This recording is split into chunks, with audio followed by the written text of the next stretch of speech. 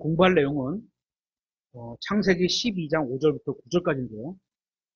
소제를 제목을 아브라함을 부르심 이렇게 정했습니다. 하나님께서는 아브라함을 부르셔서 세 가지를 말씀하셨습니다. 첫째는 고향을 떠나라는 것이었습니다. 둘째는 친족을 떠나라는 것이었습니다. 셋째는 어딘지도 모르는 땅으로 가라는 것이었습니다. 이 모든 말씀에 아브라함은 믿음으로 순종해야만 했습니다. 사도행전 7장 1절에 이렇게 되어 있습니다. 그때 대제사장이 이르되 이 일들이 그러하냐 하매 그가 이르되 사람들아 형제들아 아버지들아 귀를 기울이라. 우리 조상 아브라함이 하란에 거하기 전 메소포타미아에 있을 때 영광의 하나님께서 그에게 나타나 그에게 이르시되 너는 네 고향과 친족을 떠나 내가 네게 보여줄 땅으로 들어가라 하시니 그때 그가 갈대아 사람들의 땅에서 나와 하란에 거하였으며 그의 아버지가 죽음에 그분께서 그를 거기에서 지금 너희가 거하고 있는 이 땅으로 옮기셨느니라. 지금 읽은 사도행전 7장에는 영광의 하나님께서 그에게 나타나셨다고 말씀하고 있습니다. 성경은 디모데전서와 사도행전을 비롯하여 많은 곳에서 아버지 하나님은 보이지 않는 분이시다 이렇게 말씀하고 있어요. 그래서 어느 누구도 그분을 본 사람이 없다고도 말씀하고 있습니다. 그런 성경 구절 생각나세요? 하나님은 볼 수가 없는 분이야. 그죠? 근데 이제 나타나셨어요. 디모데전서 1장 77절에 이렇게 되어 있습니다. 이제 영원하신 왕 곧 죽지 아니하시고 보이지 아니하시고 하나님은 보이지 않는 분이죠. 그죠? 홀로 지혜로우신 하나님께 존귀와 영광이 영원 무궁토로 있기를 원하노라. 아멘.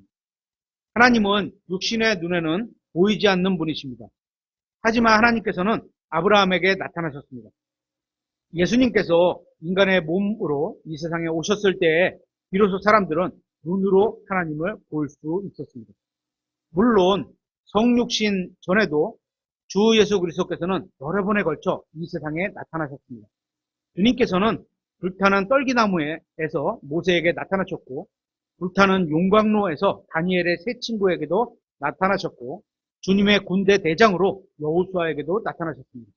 이렇게 하나님의 아들이신 예수 그리스도께서는 구약시대에도 이 세상에 오셔서 인간의 눈으로 하나님을 볼 수 있게 하셨습니다.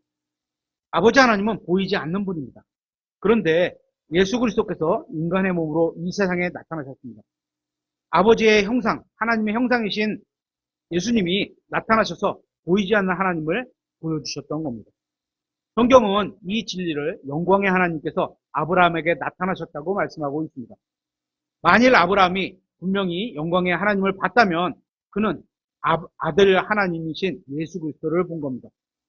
예수님은 성인이 아니고 종교의 창시자도 아닙니다. 예수님은 영광의 하나님이십니다.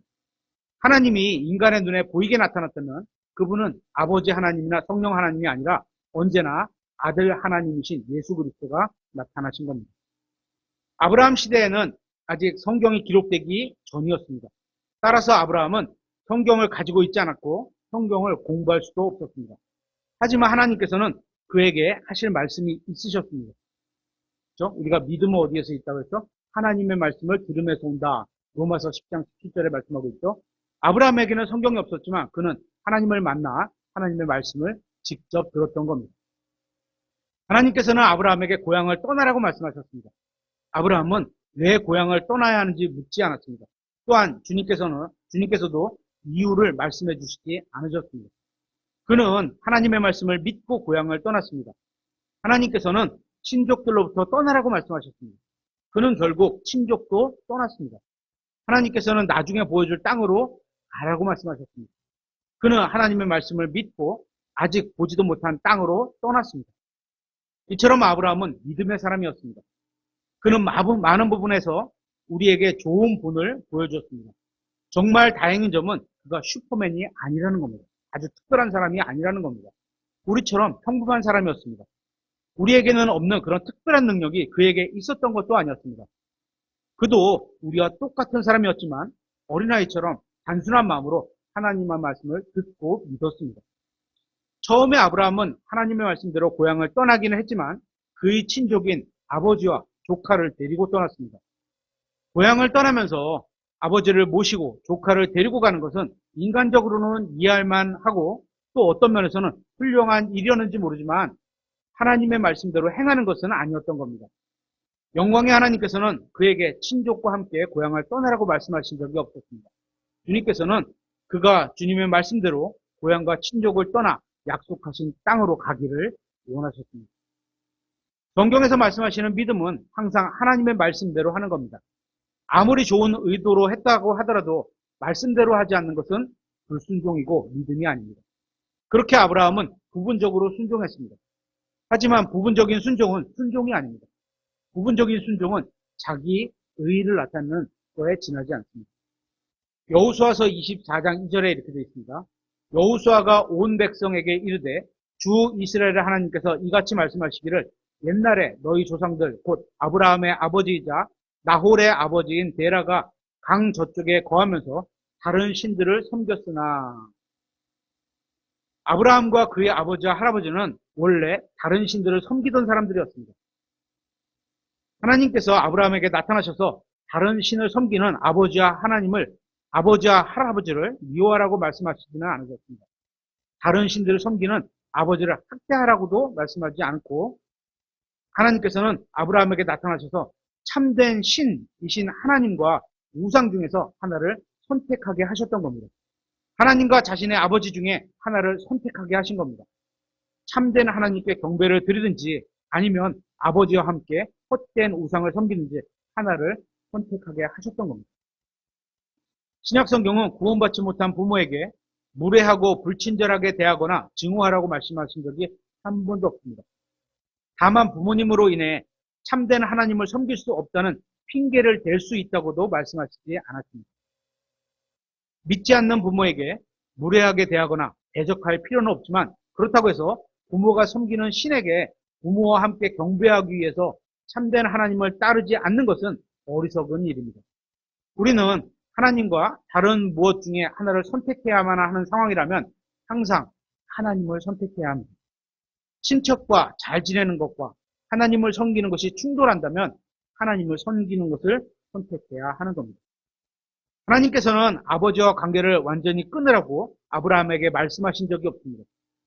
하나님은 아브라함에게 그의 아버지의 종교와 끊으라고 말씀하신 겁니다. 아브라함이 아버지 집에 거하는 동안에는 아버지의 우상으로부터 아브라함은 자유로울 수가 없습니다. 그죠? 아버지의 말을 들어야 되기 때문에 그럴 수가 없는 거죠.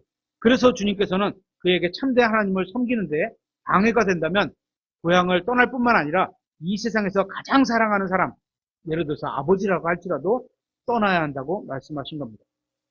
우리는 그리스도인으로서 하나님과 세상 중에 하나를 선택하며 살아가고 있습니다. 오늘날 대부분의 그리스도인들은 이런 것을 싫어합니다. 하나님도 좋지만 세상도 좋아합니다. 하나님을 믿고는 싶지만 믿음을 위해 세상을 포기하고 싶어 하지도 않습니다.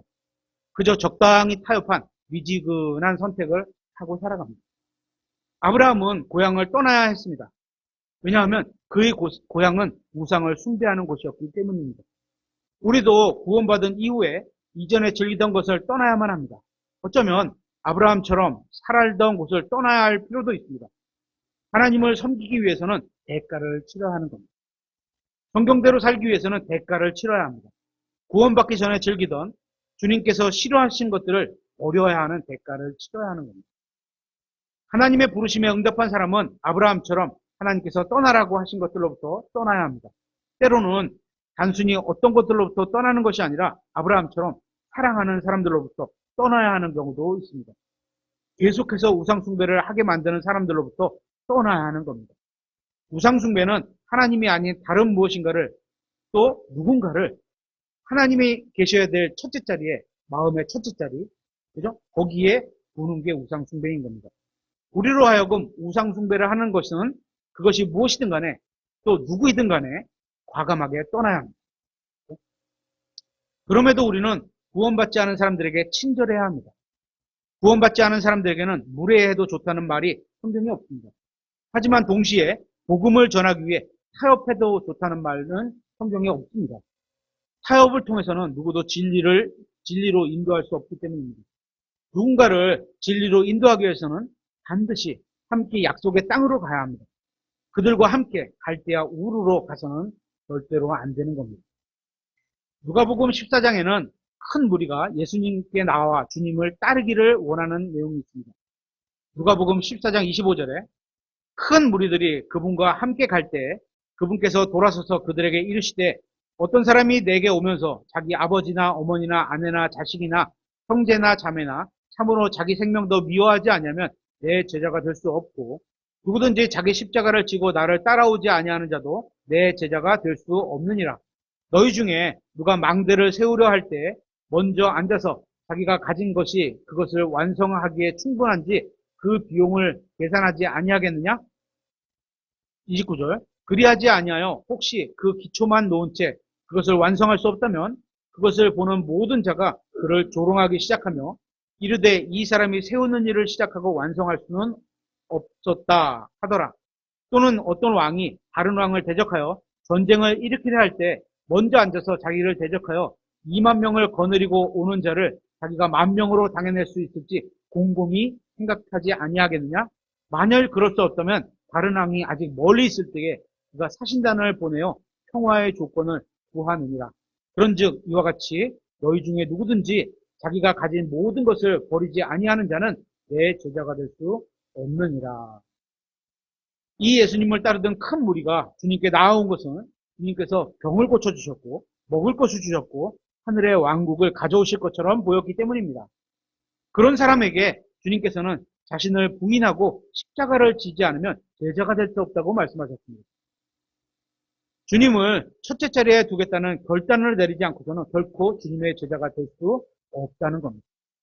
누가복음 14장 15절에 이렇게 되어 있습니다. 그분과 함께 음식 앞에 앉아있던 자들 중 하나가 이것들을 듣고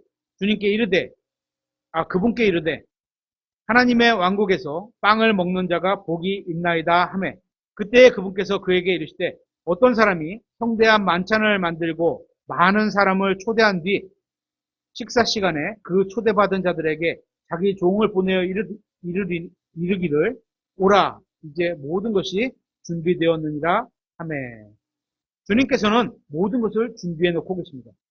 주님의 잔치에 우리가 가져갈 것은 아무것도 없습니다. 도시락을 준비할 필요도 없고 숟가락을 가져갈 필요도 없습니다. 우리가 주님의 말씀을 믿고 산다면 아무것도 두려울 것이 없고 걱정할 것도 없습니다.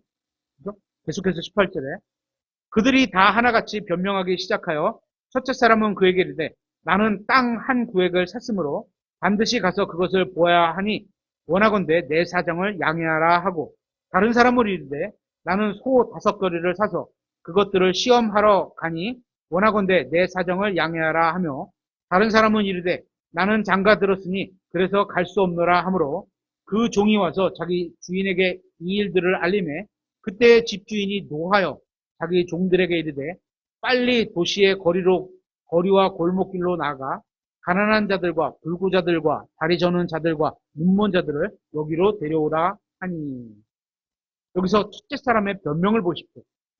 땅을 떠날 수는 없다는 겁니다. 다른 사람의 변명은 가족으로 인해서 떠날 수 없다는 것입니다. 교회에는 나가고 싶지만 가족이 반대해서 나갈 수 없다는 겁니다. 성경은 주인이 노했다고 말씀하고 있습니다. 땅이나 가족이나 사업 때문에 영광의 하나님의 부르심에 응답하지 않는 것은 정말 어리석은 일입니다. 하나님께서 부르시면 가야 된다는 거예요. 그렇죠? 주님께서는 우리와 영원히 함께하기 위해 자신의 아들을 십자가 위에서 죽게 하셨습니다. 그와 같은 주님께서 요구하시는 것은 구원받지 못한 사람에게 무례하게 대하라는 것이 아니었습니다. 누군가를 증오하라는 것도 아닙니다. 주님께서는 우리가 주님을 첫째 자리에 두기를 원하셨습니다. 만일 우리가 주님의 부르심에 응답하지 못하게 막는 것이 있다면 그것이 무엇이든 땅이든 직업이든 가족이든 그 무엇이든 상관하지 말고 항상 주님을 첫째 자리에 두고 주님을 선택하라는 겁니다. 그것이 언제나 가장 현명한 선택이기 때문입니다. 마태복음 12장에는 이렇게 되어 있습니다. 46절에 그분께서 아직 사람들에게 말씀하실 때 보라 그분의 어머니와 그분의 형제들이 그분과 말하기를 바라며 밖에 서 있었더니 그때 한 사람이 그분께 이르되 보소서 선생님의 어머니와 선생님의 형제들이 선생님과 말하기를 바라며 밖에 서 있나이다 하였으나 그분께서 자기에게 말한 사람에게 응답하여 이르되 누가 내 어머니냐 누가 내 형제들이냐 하시고 손을 내밀어 자기 제자들을 가리키며 이르시되 내 어머니와 형제들을 보라. 누구든지 하늘에 계신 내 아버지의 뜻을 행하는 자 바로 그 자가 내 형제요 자매요 어머니니라 하시니라. 예수님은 가정을 파괴하는 분이 아닙니다. 예수님은 가정을 세워주는 분입니다. 진리가 들어가면 가정은 더욱 든든하게 세워집니다. 우리가 복음을 전하는 이유는 사람들의 가정을 파괴하기 위함이 아니라 더욱 든든하게 세워주기 위함입니다. 한 사람이 구원받으면 그의 가족이 구원받을 수 있게 됩니다. 그죠? 복음을 전하기 때문에. 그죠? 구원받는다면 그 가정은 영원한 생명과 평안을 소유하게 되는 겁니다. 가족을 주님께로 인도하기 위해 비진리와 타협하는 것은 어리석은 일입니다. 오히려 여러분 자신이 먼저 진리 안에 굳게 서 있어야 나머지 가족들을 진리 안으로 바르게 인도할 수 있습니다. 레위기 10장 1절에는 그 아론의 아들들이 이상한 불을 드리는 그런 내용이 나와 있죠. 레위기 10장 1절에 아론의 아들들인 나답과 아비오가 각각 자기 향로를 가져다가 그 안에 불을 담고 그 위에 향을 놓은 뒤 주께서 그들에게 드리라고 명령하지 아니한 이상한 불을 그분 앞에 드렸더니 불이 주로부터 나와 그들을 삼킴에 그들이 주 앞에서 죽으니라. 이에 모세가 아론에게 이르되 주께서 말씀하신 것이 이러하니라. 이르시기를 내게 가까이 오는 자들 가운데서 내가 거룩히 구별되며 온 백성 앞에서 영광을 얻으리라 하셨느니라 하매 아론이 침묵하니라.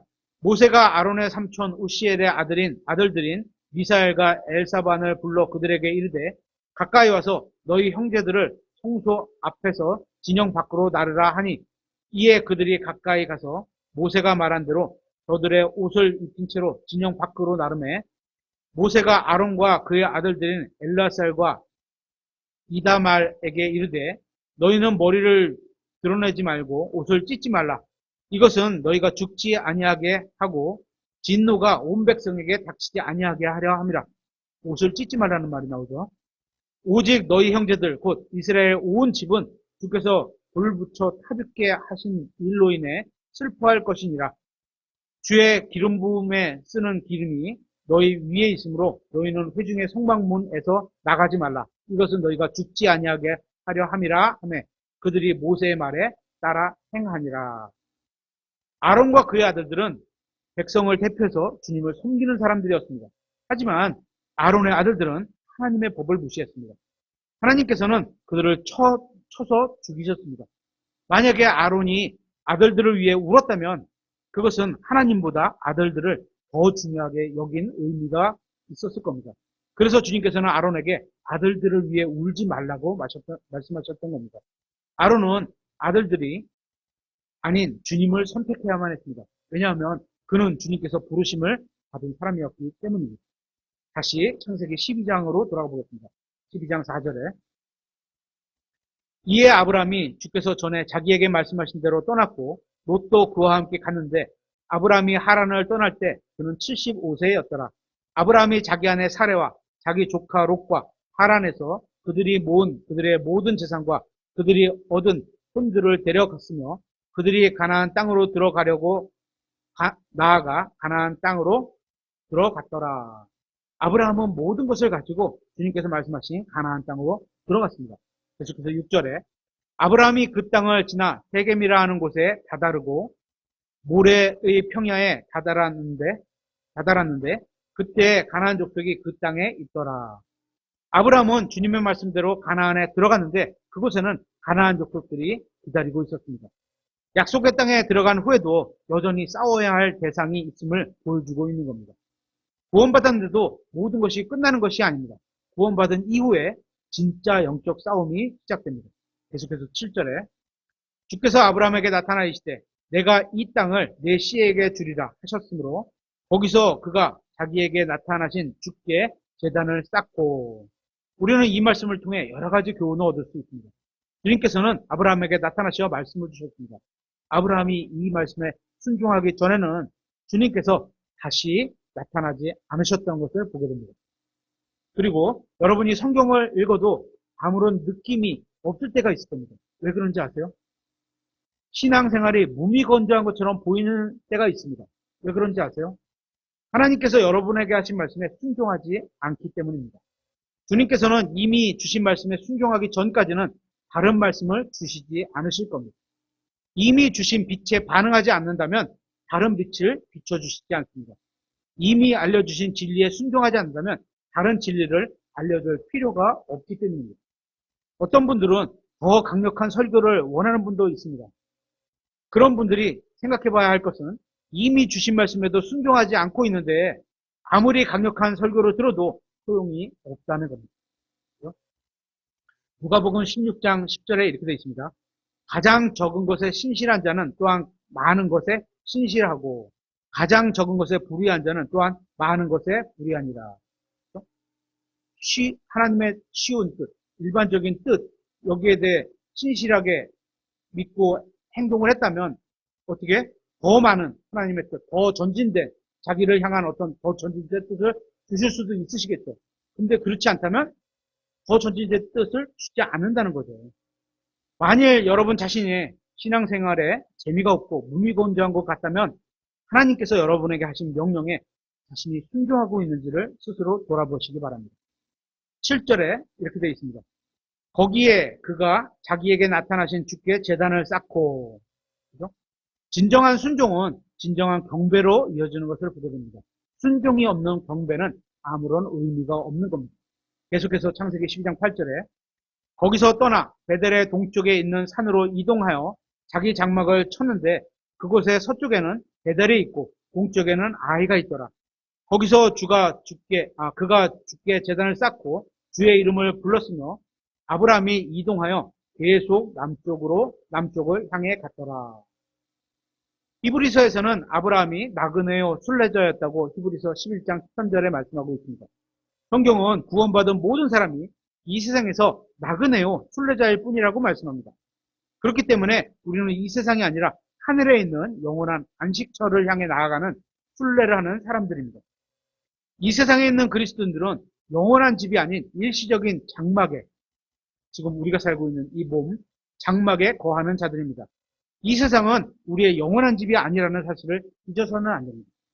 이런 사실을 잊어버리기 때문에 그리스도인들이 쓸데없는 일에 시간을 낭비하는 겁니다. 아브라함의 부르심은 이 세상을 떠나 믿음으로 하나님의 땅을 바라보며 여행하라는 것이었습니다. 아브라함의 영적인 자녀인 우리도 아브라함과 같은 믿음을 가지고 육체의 장막을 벗어버리는 그날까지 이 세상에 순례하는 순례자의 삶을 살아가야 하는 겁니다. 오늘 말씀을 마치도록 하겠습니다.